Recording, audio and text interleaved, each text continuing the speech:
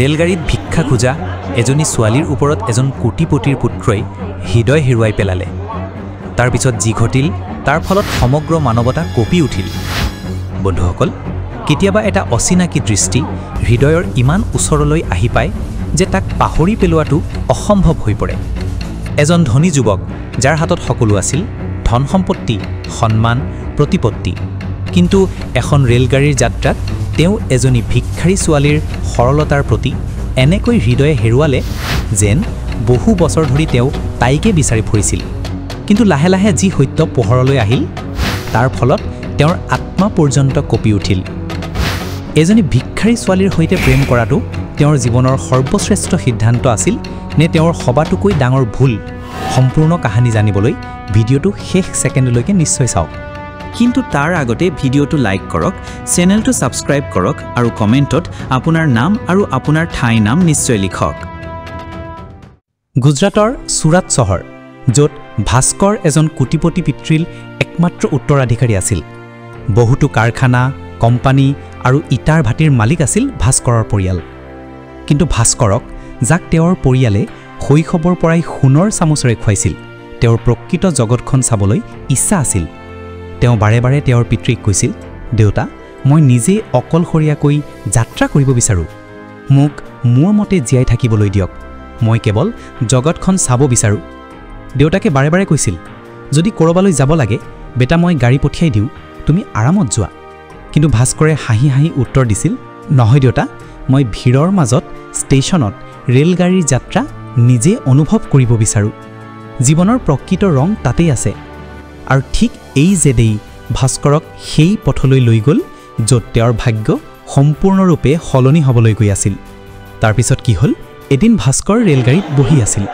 ষ্টেচনৰ ভিৰ, চাহৰ দোকানীৰ মাত, কুলিৰ দৌৰাদৌৰি সকলো তেওঁৰ বাবে নতুন আছিল। খিৰিকীৰে বাহিৰলৈ চাই চাই কেতিয়া যে তেওঁ টোপনি গ'ল তেওঁ নিজেও গম নাপালে। হঠাৎ কানোবাই তেওঁৰ হাতত লাহেকৈ চুই গ'ল। টোপনি ভাঙি চাই দেখিলে এজনী ছোৱালী তেওঁৰ সন্মুখত থিয় হৈ আছে। বয়স প্ৰায় 20-21 বছৰ, গাভৰা চোলা পিন্ধিছিল, কাপোৰ ফাটি পুৰণি হৈছিল, কিন্তু মুখখন এনে যেন ভগৱানে নিজে সময় উলিয়াই তৈয়াৰ কৰিছিল, যেন কোনো পৰিয়ে ভুলতে মানুহৰ মাজত জন্ম লৈছিল। ভাস্কৰে তৎক্ষণাৎ পকেটৰ পৰা 10 টকা উলিয়াই তাইৰ হাতত দিলে। কিন্তু তাইৰ মুখখন চকুত পৰাৰ লগে লগে সেই মুখ তেওঁৰ চকুত এনেকৈ সোমাই গ'ল যেন কোনো সাপৰ চকুত তাৰ শত্ৰুৰ ছবি সোমাই যায়। ছোৱালীজনী নীৰৱে টকা লৈ আন এটা ডবালৈ গ'ল, কিন্তু ভাস্কৰৰ হৃদয় তাতেই ৰৈ গৈছিল। একো নাভাবি তেওঁ তাইৰ পিছে পিছে গ'ল। আন ডবাত গৈ তেওঁ এইবাৰ 500 টকা এটা তাইৰ হাতত দিলে। ছোৱালীজনী আচৰিত হৈ সুধিলে, দাদা, ভুলকতে দিয়া নাইতো? ভাস্কৰে হাঁহি হাঁহি ক'লে, নহয়, ভুল নহয়, এইটো তোমাৰ বাবে। ছোৱালীজনী একো নকয় আগলৈ গ'ল। কিন্তু তাই যোৱাৰ পিছত ভাস্কৰৰ চকু চেমেকি আহিল, হৃদয় অস্থিৰ হৈ পৰিল। যাত্ৰাৰ পিছত তেওঁ নিজৰ কোঠালৈ উভতি আহিল। কিন্তু তাত একো ভাল নালাগিল। বন্ধুক ক'লে, ভাই, মই কাৰোবাক লগ পাইছোঁ, তাই মোৰ হৃদয়ৰ পৰা গুচি যোৱা নাই। বন্ধুৱে হাঁহি হাঁহি ক'লে, ক'ৰবাত তোমাৰ তাইৰ লগত প্ৰেমটো হোৱা নাই? ভাস্কৰে লাহেকৈ ক'লে, হয়তো হ'ব পাৰে। ৰাতি শুই তাইৰে সপোন দেখিলে। পিছৰ দিনা পুৱা বন্ধুক ক'লে, মই তাইক আকৌ লগ কৰিবই লাগিব, যি কৰি নহওক। বন্ধুৱে সুধিলে, কিন্তু তাইৰ নাম ঠিকনা কিবা এটা জানানে? ভাস্কৰে ক'লে, নাজানো, কিন্তু তাই যি ৰেলত ভিক্ষা খুজিছিল তেনে লগ প্ৰায় একেটা ৰুটেই থাকে, মই তাইক বিচাৰি পাম। ভাস্কৰে পঢ়া শুনা এৰি দিলে। প্ৰতিদিনে একেটা ৰেল, একেটা প্লেটফৰ্ম আৰু একেটা অপেক্ষাত 3বাৰ 4বাৰ। কিন্তু 5মবাৰৰ পিছত ভাগ্যই তেওঁৰ সংগ দিলে। সেই ছোৱালীজনী আকৌ তেওঁৰ ৰেলত আহিল। এইবাৰ তাইক দেখাৰ লগে লগে ভাস্কৰৰ হৃদয় ক'লে, এইটো কেৱল কাকতলীয়া হ'ব নোৱাৰে, এইটো ভগৱানৰ ইচ্ছা। ভাস্কৰৰ হৃৎপিণ্ড তীব্ৰ হৈ পৰিছিল। তেওঁ তাইক আকৌ চালে, সেই ছোৱালী যি তেওঁৰ সপোনত সোমাইছিল, যি তেওঁৰ ৰাতিৰ টোপনি আৰু দিনৰ শান্তি কাঢ়ি নিছিল। তাই আকৌ সেই ৰেলত আছিল। কিন্তু এইবাৰ ছোৱালীজনীয়ে যেন তেওঁক আওকাণ কৰিলে। হয়তো তাই ভাবিছিল এইটোৱে আকৌ টকা দিবলৈ আহিছে। কিন্তু ভাস্কৰৰ উদ্দেশ্য টকা দিয়া নাছিল। তেওঁৰ উদ্দেশ্য আছিল তাইৰ সৈতে কথা পাতিবলৈ, তাইক অলপ বেছি জানিবলৈ। ছোৱালীজনী নীৰৱে আগলৈ গৈ আছিল, ভাস্কৰ তাইৰ পিছত। পৰৱৰ্তী ষ্টেচনত তাই নামিল। ভাস্কৰো নীৰৱে তাইৰ পিছত নামি গ'ল। তাইৰ হয়তো ধাৰণাও নাছিল যে কোনোবাই তাইৰ পিছত এনেকৈ লগ লৈছে। ছোৱালীজনী ৰেলৱে ষ্টেচনৰ পৰা ওলাই এটা নিৰ্জন জংঘলীয়া পথৰ ভালে গ'ল। সেই পথত দূৰ দূৰলৈ কোনো নাছিল। এপিনে ঝাৰ, আনপিনে শুকান মাটি। ভাস্কৰৰ হৃদয় বাৰে বাৰে ধপধপাই আছিল। অচিনাকি ঠাই, অচিনাকি ছোৱালী, কিন্তু তেওঁৰ ভৰি যেন নিজে নিজে আগবাঢ়িছিল। বহু দূৰ গৈ তাই এখন সৰু গাঁৱত উপস্থিত হ'ল, য'ত মাটিৰ ঘৰ, ছালৰ ঘৰ আছিল। ছোৱালীজনী এটা ভগ্ন ঘৰত সোমাই গ'ল। ভাস্কৰ ওচৰৰ এজোপা গছৰ পিছত লুকাই চাই থাকিল। তাই ঘৰত সোমাই কিছু টকা মাক দিলে। ক'লে, মা, আজি অলপ বেছি পাইছোঁ, দেউতাৰ ঔষধ কিনিব পাৰিম। মায়ে জীয়েকক বুকুত চাবতি ধৰিলে। মাজনী, তুমি আমাৰ সঁচাই ভগৱান। তোমাৰ অবিহনে এই ঘৰ নচলে। ভাস্কৰ চকু সেমেকি আহিল। তেওঁ দেখিলে তাইৰ দেউতাক বেমাৰত ভুগি আছে, খোজ কাঢ়িব নোৱাৰে। দুটা সৰু ভাই ভনীও আছিল, যিয়ে পুৰণি কাপোৰ পিন্ধি ঘৰৰ বাহিৰত মাটিত খেলি আছিল। এই সকলো চাই চাই গধূলি হৈ গ'ল। মায়ে জীয়েকক ক'লে, মাজনী, যা গাইজনীক দানা দে। ছোৱালীজনী দানা লৈ গ'ল। ভাস্কৰ তাইৰ পিছত। হঠাতে তাই ঘূৰি চাই ক'লে, আপুনি ইয়াত কি কৰি আছে? ভাস্কৰ তাই চকুত চাই ৰ'ল, একো ক'ব নোৱাৰিলে। ছোৱালীজনী অলপ ভয় খালে আৰু ক'লে, দাদা, টকা ল'বলৈ আহিছে নেকি? মাফ কৰিব, টকা দেউতাৰ ঔষধত খৰচ হৈ গৈছে। যদি আপুনি বিচাৰে মই ভিক্ষা খুজি লাহে লাহে ঘূৰাই দিম। ভাস্কৰৰ হৃদয় ভাঙি গ'ল। তেওঁ তৎক্ষণাত ক'লে, পাগলী, মই টকা ল'বলৈ অহা নাই। মই কেৱল তোমাক চাব বিচাৰিছিলোঁ, তোমাৰ কথা শুনিব বিচাৰিছিলোঁ, তোমাৰ জীৱনৰ পৰিস্থিতি জানিব বিচাৰিছিলোঁ। ছোৱালীজনীৰ চকু ভৰি আহিল। তেওঁ সুধিলে, তেন্তে দাদা, আপুনি যাত কিয়? ভাস্কৰে ক'লে, হয়তো মই তোমাক ভাল পাবলৈ ধৰিছোঁ, হয়তো মই তোমাক হৃদয়ৰ পৰা ভাল পাওঁ। ছোৱালীজনী হাঁহি উঠিল। দাদা, এনে কথা নক'ব।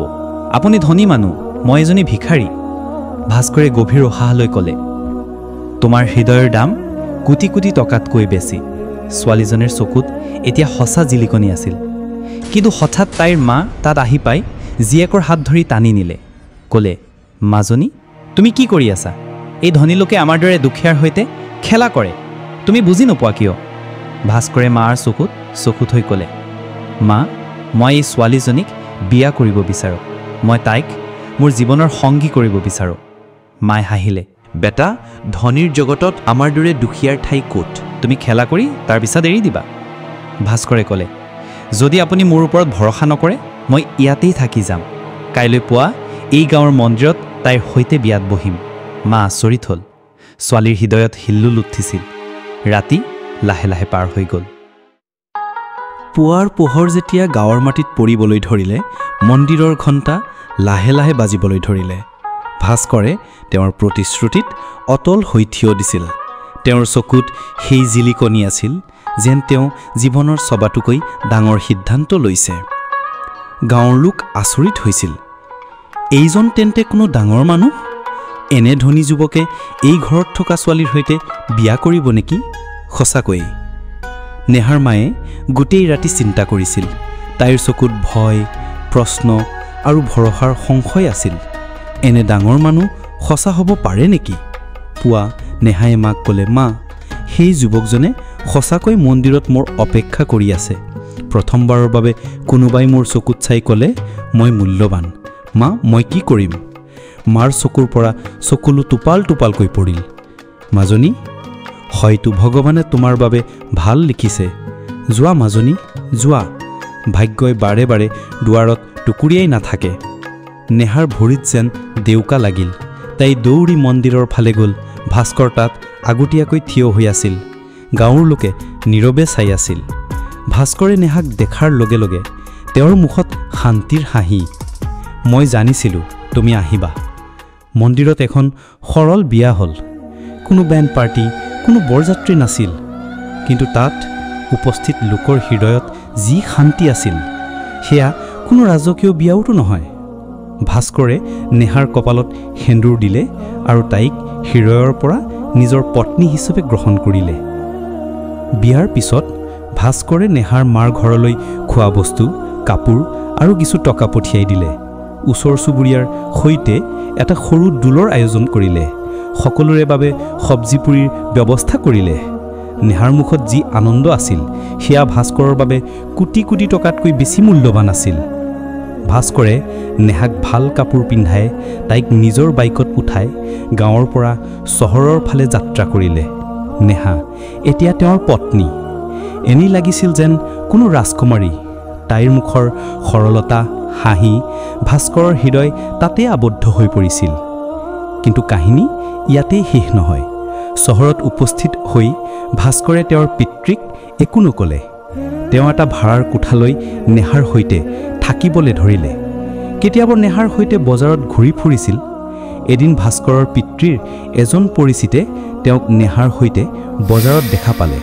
তেওঁ তৎক্ষণাৎ ফোন কৰি ক'লে, ছাৰ, আপোনাৰ পুত্ৰই এজনী ছোৱালীৰ সৈতে বজাৰত ঘূৰি ফুৰা দেখিছোঁ। কিবা ভুল সংগত পৰিছে যেন লাগে। দেউতাকৰ ফোন আহিল, বেটা, তুমি কাৰ সৈতে ঘূৰি ফুৰিছা? যদি বিয়া কৰাব খুজিছা কৰা, এনেকৈ ঘূৰাটো ভাল নালাগে। ভাস্কৰে লাহেকৈ ক'লে, দেউতা, তাই মোৰ কলেজৰ বন্ধু। তাইও ইয়াত কোচিং কৰি আছে। আমি একেলগে পঢ়োঁ। ভাস্কৰে জানিছিল যদি তেওঁ সত্য কয় তেন্তে কথা বেয়া হ'ব পাৰে। কিন্তু নেহা এতিয়া সম্পূৰ্ণ সলনি হৈ গৈছিল। ভাল কাপোৰত তাইৰ খোজত এতিয়া আত্মবিশ্বাস আছিল। কোনেও ভাবিব নোৱাৰিলে যে তাই কেতিয়াবা ৰেলৱে ষ্টেচনত ভিক্ষা খুজিছিল। দেউতাকে ক'লে, বৰ ভাল বেটা, যদি তুমি ভাল পোৱা তেন্তে বিয়া কৰাই লোৱা, আমাৰ কোনো আপত্তি নাই। ভাস্কৰে ক'লে, ঠিক আছে দেউতা, মই সোনকালে সকলো ক'ম। ভাস্কৰে জানিছিল এতিয়া সত্য লুকুৱাই ৰাখিলে লাভ নাই। তেওঁৰ পিতৃৰ আগত সকলো স্পষ্টকৈ ক'বলৈ সময় আহি পৰিছিল। কিন্তু কেনেকৈ কয় যে যি ছোৱালীক তেওঁ কোচিঙৰ বন্ধু বুলি ভাবিছে তাই কেতিয়াবা ৰেলৱে ষ্টেচনত ভিক্ষা খুজিছিল? ভাস্কৰৰ মনত উথল পাথল চলি আছিল। কিন্তু নেহা এতিয়া তেওঁৰ পত্নী অতি সৰলভাৱে শাহু শিশুৰক কথা সুধি থাকিছিল, ভাস্কৰ, মই কেতিয়া আপোনাৰ মা দেউতাক লগ পাম? মই তেওঁলোকৰ সেৱা কৰিব বিচাৰোঁ। ভাস্কৰে কেৱল তলি থাকিল। এতিয়া নহয় নেহা, সঠিক সময় আহক। কিন্তু নেহাৰ হৃদয় অতি পৰিষ্কাৰ আছিল। তাই প্ৰতিদিনেই ভাস্কৰক কৈছিল, আপোনাৰ দেউতা মায়ে আপোনাক ইমান সকলো দিছে, মই তেওঁলোকৰ প্ৰেমৰ যোগ্য নহওঁ নেকি? ভাস্কৰৰ মনত এতিয়া আৰু দেৰি কৰাৰ সাহস নাছিল। তেওঁ দেউতাকক ফোন কৰি ক'লে, দেউতা, মই কাইলৈ ঘৰ আহিব পাৰোঁ নেকি? দেউতাকে হাঁহি হাঁহি ক'লে, নিশ্চয় বেটা, তোমাৰ মায়ে তোমাৰ পত্নীৰ অপেক্ষাতে আছে। পিছদিনা ভাস্কৰে নেহাক ভালকৈ সজাইছিল। তাইৰ কপালত সেন্দুৰ ভৰাইছিল, এখন ধুনীয়া শাৰী পিন্ধাইছিল। নেহাৰ মুখৰ সৰলতা দেখি তেওঁ নিজেই ভাবিছিল দেউতাই নেহাক দেখিলে সকলো বুজি পাব। ঘৰতে উপস্থিত হোৱাৰ লগে লগে মা দেউতাকৰ চকু নেহাৰ ওপৰত স্থিৰ হৈ পৰিল। ইমান ধুনীয়া বোৱাৰী, ইমান শান্ত চালচলন। মায়ে তাইক দেখাৰ লগে লগে প্ৰেমেৰে চাবতি ধৰিলে, বোৱাৰী, তুমি যেন ভগৱানা পঠোৱা উপহাৰ। নেহাই মা দেউতাকৰ সেৱাত নিজকে নিয়োগ কৰিলে। ৰাতিপুৱা উঠি নেহাই মাৰ ভৰি টিপিছিল, দেউতাকক চাহ দিছিল। ঘৰৰ পৰিষ্কাৰ পৰিচ্ছন্নতাৰ পৰা আৰম্ভ কৰি খাদ্য ৰন্ধালৈ সকলো নিজে কৰিছিল। মায়ে কেইবাবাৰো কৈছিল, তুমিতো ৰাণীৰ দৰে থাকিব লাগিছিল, কিন্তু তুমি কেৱল সেৱাতে লাগি আছা। ভাস্কৰৰ দেউতাকে হাঁহি হাঁহি কৈছিল, বেটা, তুমি বৰ বুদ্ধিমানৰ সৈতে পত্নী বাছি লৈছা। তাই সঁচাকৈয়ে আমাৰ ঘৰৰ ৰত্ন। ভাস্কৰে জানিছিল এতিয়া সঠিক সময়। লোহা গৰম হৈছে, এতিয়া আঘাত কৰিবই লাগিব। ৰাতি সকলোৱে ভাত খাই উঠাৰ পিছত ভাস্কৰ মা দেউতাকৰ ওচৰত বহি আবেগিক হৈ ক'লে, দেউতা, এটা কথা ক'ব লগা আছে। দেউতাকে ক'লে, হয় বেটা, কোৱা। ভাস্কৰে কঁপি কঁপি ক'লে, দেউতা, নেহা কোনো ধনী ঘৰৰ নহয়। তাই ৰেলৱে ষ্টেচনত ভিক্ষা খুজিছিল। প্ৰথমবাৰ মই তাইক তাতেই দেখিছিলোঁ। তাইৰ দেউতাক বৰ অসুস্থ আছিল। মাকে আনৰ ঘৰত কাম কৰিছিল। মই তাইক টকা দিছিলোঁ, কিন্তু তাৰ পিছত নাজানো কিয় মোৰ হৃদয় তাইতে আবদ্ধ হৈ পৰিল। মই তাইক বিচাৰি ফুৰিছিলোঁ, তাইৰ গাঁৱত গৈছিলোঁ আৰু তাৰ পিছত তাইৰ সৈতে বিয়া কৰিছিলোঁ। দেউতা, মই আপোনাৰ অনুমতি অবিহনে এইটো কৰিছিলোঁ, কিন্তু নেহাৰ হৃদয় বৰ ভাল। তাই এই ঘৰৰ পত্নী হ'বলৈ যোগ্য। ভাস্কৰৰ দেউতাকে কিছু সময় নীৰৱ হৈ ৰ'ল। মাও আবেগিক হৈ নেহাক চাই ৰ'ল। তাৰ পিছত দেউতাকে লাহেকৈ ক'লে, বেটা, তুমি তোমাৰ হৃদয়ৰ পৰা সঠিক বাছি লৈছা। যদি মই তোমাক কোনো ধনী ঘৰৰ জীয়েকৰ সৈতে বিয়া কৰাই দিলোহেঁতেন তেন্তে তাই এই ঘৰক এনেকৈ সেৱা কৰিলেহেঁতেন নি? টকা যিকোনো ঠাইতে পোৱা যায়, কিন্তু নেহাই এই ঘৰক যি প্ৰেম, যি আপোনত্ব, যি সন্মান দিছে সেয়া অমূল্য। মায়ে নেহাক চাবৰি ধৰি কান্দি পেলালে, বোৱাৰী, যদি তুমি আমাৰ ঘৰৰ পত্নী নহ'লাহেঁতেন তেন্তে এই ঘৰ আধৰুৱা হৈ থাকিলহেঁতেন। ভাস্কৰৰ দেউতাকে ক'লে, এতিয়া আমি নেহাৰ মাক দেউতাকো আপোন কৰিব লাগিব। বলা বেটা তেওঁলোকৰ ঘৰলৈ যাব লাগিব। পিছদিনা ভাস্কৰে মা দেউতাকক লৈ নেহাৰ গাঁৱত উপস্থিত হ'ল। সেই গাঁৱত য'ত মাটিৰ ঘৰ, ভগ্ন বেৰ আৰু দাৰিদ্ৰতাৰ যন্ত্ৰণা প্ৰতিটো মুখতে স্পষ্ট আছিল, কিন্তু আজি সেই গাঁৱত যেন এক নতুন ৰং আছিল। নেহাৰ দেউতাক, যি আগতে মাটিৰ ঘৰৰ বাহিৰক পুৰণি বিচনাত পৰি থাকিছিল, তেওঁৰ চকুতো আজি আশাৰ কিৰণ দেখা গৈছিল। ভাস্কৰৰ মা দেউতাকে ঘৰত সোমোৱাৰ লগে লগে নেহাৰ মা দেউতাকে ভয়ত ক'লেন, ডাঙৰীয়া, আমি আপোনাৰ জাতি চোৱা নাই, আপোনাৰ কট চোৱা নাই, আমাৰ বাধ্যবাধকতাত জীয়াৰীক বিয়া দিছোঁ, মাফ কৰিব, আমি দুখীয়া মানুহ। ভাস্কৰৰ দেউতাকে তেওঁলোকৰ ওচৰলৈ গৈ হাত জোৰ কৰি ক'লে, নহয় ভাই, আজিৰ পৰা আপোনালোক আমাৰ আপোন মানুহ। আপোনাৰ জীয়েকে আমাৰ ঘৰক যি প্ৰেম, যি সন্মান দিছে, সেয়া জগতৰ কোনো ধনতকৈ বহু ডাঙৰ। নেহাৰ মাক কান্দি উঠিল, আমি কেতিয়াও ভবা নাছিলোঁ আমাৰ মাজনী সন্মান পাব। আমি ভাবিছিলোঁ ভিক্ষা খুজি জীৱন এনেকৈ পাৰ হৈ যাব। ভাস্কৰৰ মায়ে নেহাৰ মাক দেউতাকৰ সন্মুখত হাত জোৰ কৰি ক'লে, আজিৰ পৰা আমি এটা পৰিয়াল, এই মাটিৰ ঘৰ আৰু নাথাকিব। আমি আপোনালোকৰ বাবে পকী ঘৰ বনাই দিম আৰু এখন দোকানো খুলি দিম। গাঁৱৰ লোকৰ চকুবোৰ জিলিকনি আহিল। তেওঁলোকে ক'লে, সঁচাকৈ কেতিয়াবা ভাগ্য এনেকৈ পক্ষ সলনি কৰে যে সকলো সলনি হৈ যায়। কেইদিনমানৰ ভিতৰতে ভাস্কৰৰ দেউতাকে নিজৰ লোক পঠাই নেহাৰ মাক দেউতাকৰ বাবে পকী ঘৰ বনাই দিলে, এখন সৰু দোকানো খুলি দিলে আৰু নেহাৰ দেউতাকে বহি বহি ব্যৱসায় কৰাৰ সুযোগ পালে। নেহাৰ দেউতাকৰ চকুত আনন্দ আছিল। তেওঁ ক'লে, বেটা, মই কেতিয়াও সপোনতো ভবা নাছিলোঁ, তুমি সেয়া সঁচা কৰি দেখুৱালা। ভাস্কৰে হাঁহি ক'লে, দেউতা, আপুনি নেহাক জন্ম দিছিল, মই তাইক কেৱল জীৱন দিছোঁ। নেহাৰ পৰিয়ালত এতিয়া দৰিদ্ৰতাৰ ঠাইত সুখ আহি পৰিছিল। নেহাই শাহু শাহুৰেকৰ সেৱা কৰিছিল আৰু তাইৰ মাক দেউতাকে নতুন ঘৰত সুখৰ উশাহ লৈছিল। ভাস্কৰৰ দেউতাকে প্ৰায়ে কৈছিল, যদি মই মোৰ পুত্ৰৰ বিয়া কোনো ধনী ঘৰত কৰালোহেঁতেন তেন্তে হয়তো টকা পালোহেঁতেন, কিন্তু এনে সত্য বোৱাৰী নাপালোহেঁতেন। ভাস্কৰে নেহাৰ হাত ধৰি কৈছিল, নেহা, তুমি মোৰ জগতখনে সলনি কৰি দিলা। নেহাই হাঁহি হাঁহি ক'লে, যদি আপুনি সেইদিনা মোক 10 টকা দি এৰি গ'লহেঁতেন তেন্তে হয়তো আমি আজি কেতিয়াও এক হ'ব নোৱাৰিলোহেঁতেন। ভাস্কৰ চকুত চকুলো আছিল, নহয় নেহা, তোমাক দেখি মই বুজিছিলোঁ তুমি কেৱল ভিখাৰী ছোৱালী নহয়, তুমি মোৰ ভাগ্য। কেতিয়াবা ভুল পথেৰ সঠিক গন্তব্য পোৱা যায়, কেতিয়াবা জীৱন তাৰ পৰা আৰম্ভ হয় য'ত আমি আশা এৰি দিওঁ। বন্ধুসকল, আপোনালোকে ভাবে নেকি যে ধন সম্পত্তিতকৈ হৃদয়ৰ সম্পৰ্ক ডাঙৰ? আপোনালোকে ভাবেনে যে প্ৰেমে জাত, টকা বা সম্পত্তিৰ মুখাপেক্ষী নহয়? আপোনাৰ মতামত কমেণ্টত নিশ্চয় জনাওক আৰু আমাৰ চেনেল ছাবস্ক্ৰাইব কৰিবলৈ নাপাহৰিব। বন্ধুসকল, এনে আকৰ্ষণীয় কাহিনীৰ সৈতে আকৌ লগ পাম। ধন্যবাদ।